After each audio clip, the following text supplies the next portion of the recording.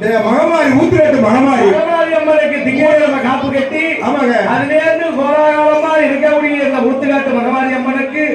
ஊர் பொதுமக்கள் எல்லாம் ஒன்றாக கூடி தேரு திருவிழாவா சிறப்பா நடந்துட்டு இருக்கு. நம்ம ராத்திரி பூரா திருவிழா சுத்திட்டு ராத்திரி ஃபுல்லா எங்கெங்க யார் யாரு நம்மளுடைய